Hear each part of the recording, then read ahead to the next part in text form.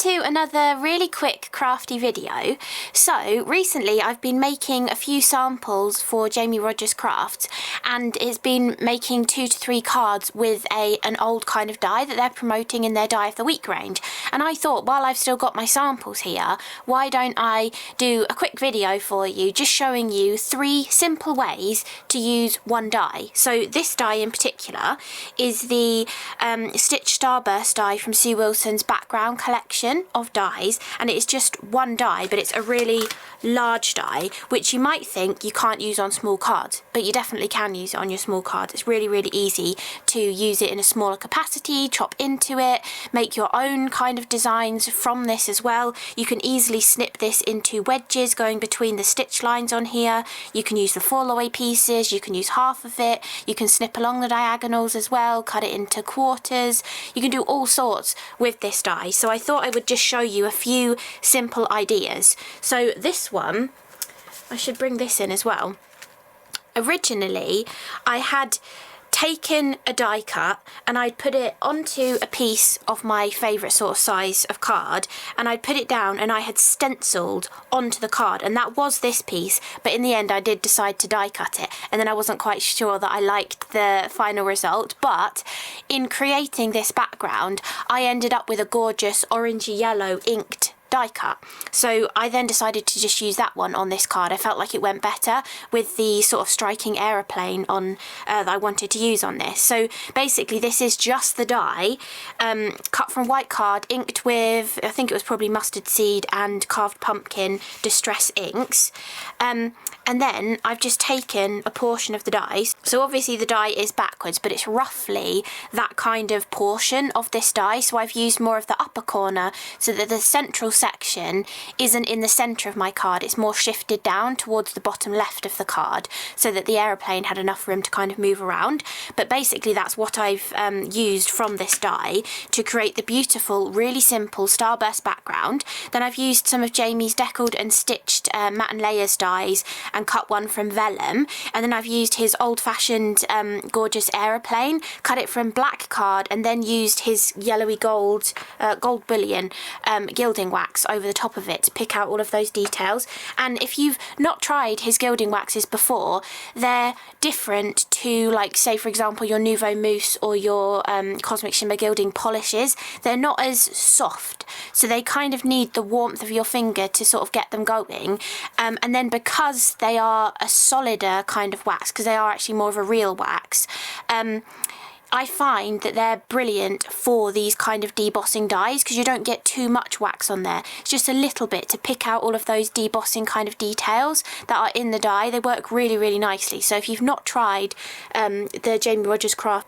metallic waxes, then do give those a go because they're really good for this kind of die that has that debossing detail.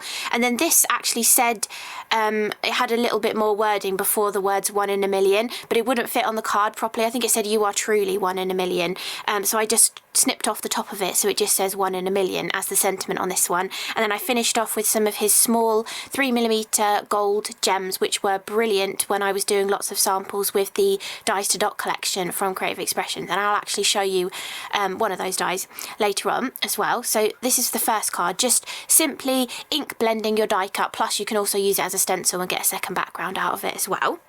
Then this one, I decided it kind of looks like some sort of I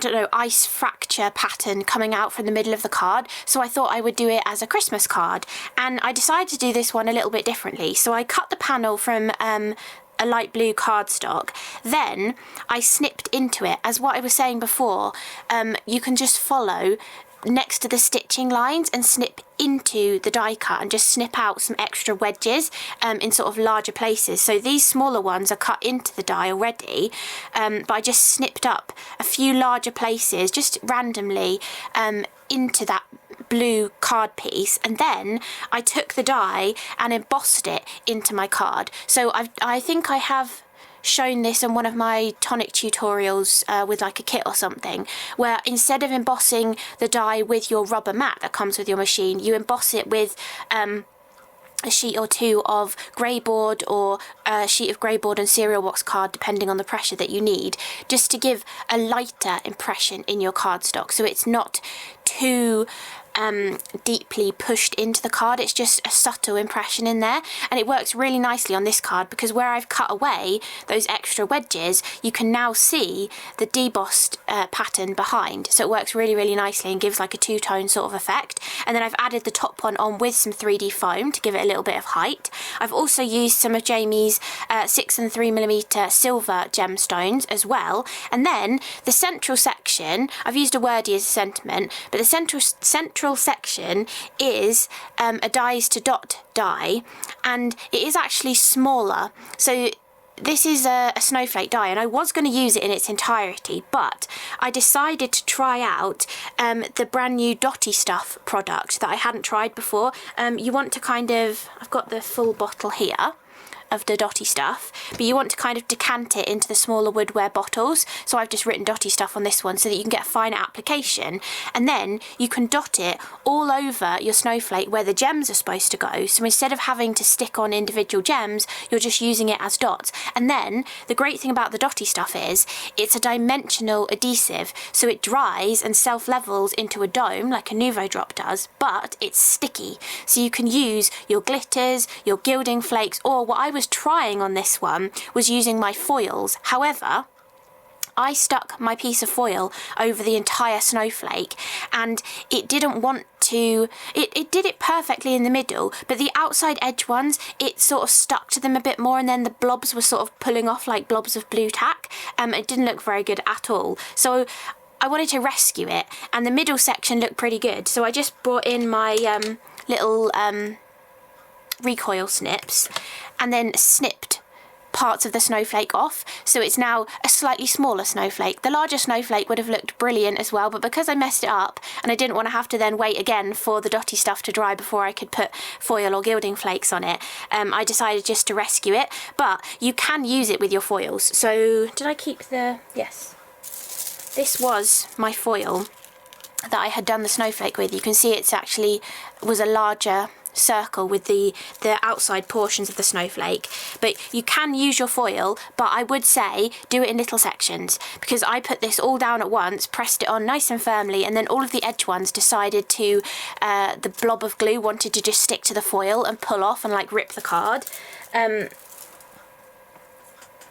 I do still have the little edge piece here that I cut off, so you can see I didn't make it too much smaller, but it just meant that I could rescue this snowflake and not have to chuck it away just because a few of them decided to stick onto the foil and go a bit blobby in shape. But I think the larger snowflake would have looked brilliant on here as well, but I have just snipped it down, and on another video you would have seen by now, a sped up one, I had also snipped this even smaller, and you can create a lovely smaller snowflake with it as well. But another really simple way to use this beautiful stitch starburst background. And then the final one I've got to show you is I was just cutting it out of a couple of different pink colours just to see kind of what it looked like and what I could sort of think of to do with it. And then I thought I'm just going to snip into it. So I snipped this one into quarters. So I still have some of the pieces off to the side here. So I basically just, no, I did it this way, yes. I snipped it into quarters like this, and then just used 1/4 down here of this sherbet pink colour. And then this one, I had started by snipping it in half, and then I snipped this one into quarters, but then I thought, well, why can't I just take a wedge out of this? And then I was thinking of using this one initially, but then I was like, actually, I quite like that sort of shape on here as well, because it covers more of the card, and it fits really nicely on a small card as well, right up to the corner. It fits really nicely on the border too. And so all I did was just layer those on top of each other, use some of the fall away pieces from the opposite colours on the opposite sides, not worrying about these angles, just putting them at funny quirky angles to make it look like shards are sort of coming inwards into the card or bursting out of the card.